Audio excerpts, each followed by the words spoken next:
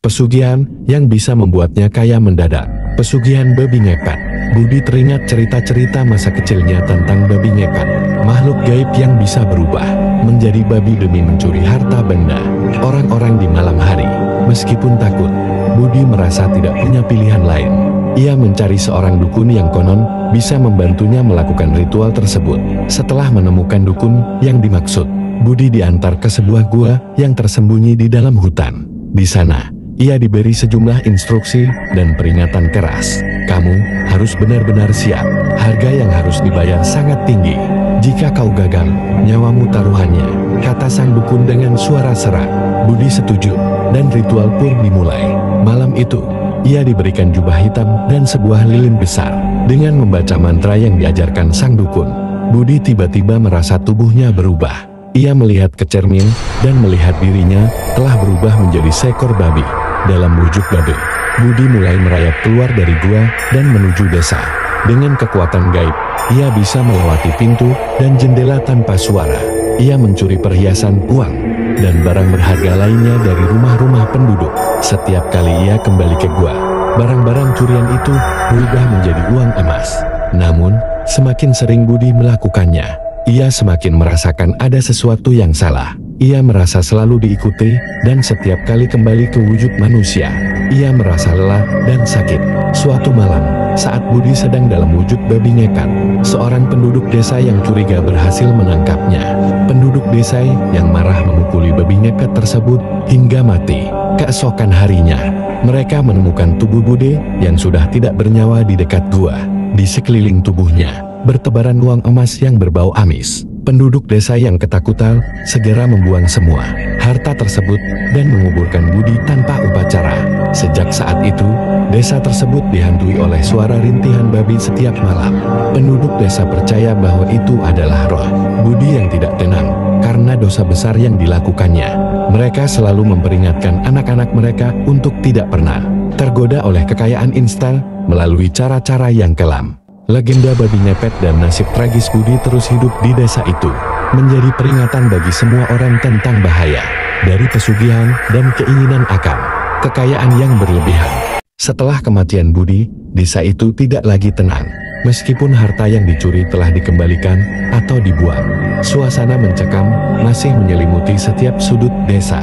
Penduduk desa sering mendengar suara rintihan di malam hari, seolah-olah roh Budi masih bergentayangan mencari penebusan atas dosa-dosanya. Malam-malam mencekam itu membuat seorang pemuda bernama Arya, yang juga sahabat Budi semasa hidupnya, merasa tergugah. Arya tidak percaya sepenuhnya pada hal-hal mistis, namun ia tidak bisa mengabaikan penderitaan yang tampak dialami oleh roh sahabatnya. Ia merasa bertanggung jawab untuk mencari tahu apa yang sebenarnya terjadi dan, jika mungkin, menolong roh Budi agar bisa tenang. Arya mulai mencari informasi tentang cara untuk menghentikan kutukan itu. Ia mengunjungi berbagai dukun dan orang pintar di desa-desa tetangga. Dari mereka, Arya mengetahui bahwa untuk membebaskan roh Budi, ia harus melakukan sebuah ritual pemurnian di tempat di mana Budi pertama kali melakukan pesugihan. Dengan tekad yang kuat, Arya mempersiapkan segala keperluan untuk ritual tersebut. Malam itu, ditemani oleh beberapa penduduk yang berani, Arya menuju gua di dalam hutan. Mereka membawa sesajen, pipa, dan mantra yang diberikan oleh seorang dukun terpercaya. Ketika mereka sampai di gua, suasana menjadi semakin mencekam. Angin berhembus kencang, dan suara rintihan semakin jelas terdengar. Arya memulai ritual dengan membaca mantra pemurnian dan menyalakan dupa. Tiba-tiba, sebuah bayangan hitam muncul dari dalam gua. Bayangan itu berbentuk babi, namun dengan mata yang merah menyala. Arya terus melantunkan mantra, meskipun bayangan itu mendekatinya dengan cepat. Ketika bayangan itu hampir menyentuh Arya, tiba-tiba bayangan tersebut berhenti dan berbalik menjadi sosok Budi yang dulu ia kenal. Budi tampak pucat dan penuh penderitaan. "Maafkan aku, Arya," kata Budi dengan suara serak. "Aku telah membuat kesalahan besar. Tolong bebaskan aku dari kutukan ini." Arya menguatkan dirinya dan melanjutkan mantra dengan suara yang lebih lantang. Dalam sekejap, sosok Budi mulai memudar, dan suara rintihan perlahan-lahan menghilang. Setelah beberapa saat, suasana gua menjadi tenang kembali. Arya dan penduduk lainnya merasa lega. Mereka percaya bahwa roh Budi telah menemukan kedamaian. Namun sebelum meninggalkan gua, Arya menemukan sebuah buku tua di sudut gua. Buku itu berisi catatan tentang pesugihan, babi ngepet dan peringatan keras tentang bahaya yang mengintai bagi mereka yang tergoda. Arya membawa buku itu pulang dan memutuskan untuk menyimpannya di tempat yang aman. Ia berharap bahwa dengan adanya buku itu, tidak ada lagi yang akan tergoda untuk mengikuti jejak. Budi desa pun kembali tenang, dan suara rintihan tidak pernah terdengar lagi. Namun, cerita tentang babi ngepet dan nasib Budi tetap diceritakan dari generasi ke generasi. Bagi penduduk desa, kisah itu menjadi peringatan abadi bahwa tidak ada kekayaan yang lebih berharga daripada hidup yang dijalani dengan jujur dan kerja keras. Beberapa tahun berlalu sejak Arya berhasil menenangkan roh Budi, desa itu kembali hidup damai. Namun cerita tentang babi ngepet dan nasib tragis Budi tetap menjadi legenda yang diingat oleh semua penduduk. Arya kini telah menjadi pemuda yang dihormati di desanya karena keberaniannya.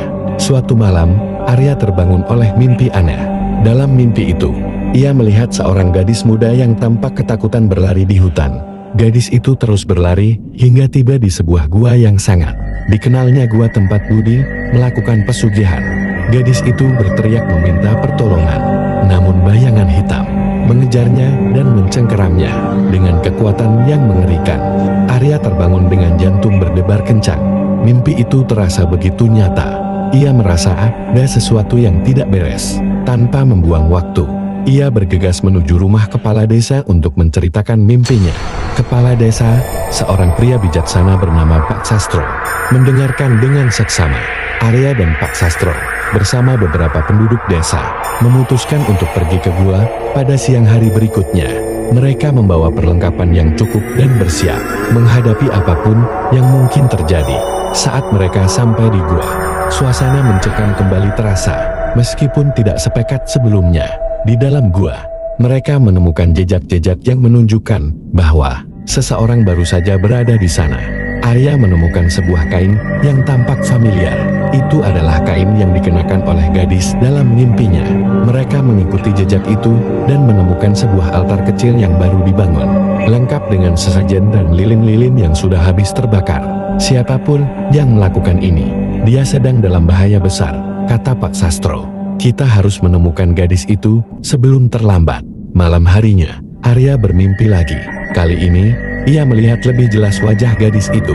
Ia mengenalinya sebagai Sari, anak dari seorang petani yang tinggal di pinggir desa. Arya segera memberitahukan ini kepada Pak Sastro dan mereka bergegas ke rumah Sari. Ketika mereka tiba, mereka menemukan Sari dalam keadaan ketakutan dan lemah.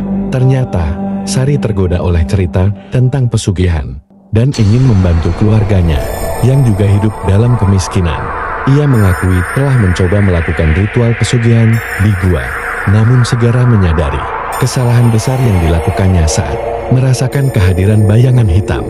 Pak Sastro dan Arya memutuskan untuk melakukan ritual pemurnian sekali lagi. Kali ini dengan kehadiran Sari, mereka kembali ke gua dengan membawa sesajen, dupa dan mantra yang sama. Sari harus meminta maaf dan memohon ampunan dari roh-roh yang mungkin terganggu oleh tindakannya. Malam itu, di dalam gua, mereka memulai ritual. Sari dengan tulus meminta maaf dan memohon agar roh-roh tersebut membebaskannya dari kutukan. Bayangan hitam kembali muncul, namun kali ini lebih lembut dan tidak mengancam. Perlahan, bayangan itu menghilang dan suasana gua menjadi tenang kembali. Sari merasa lega dan berterima kasih kepada Arya dan Pak Sastro.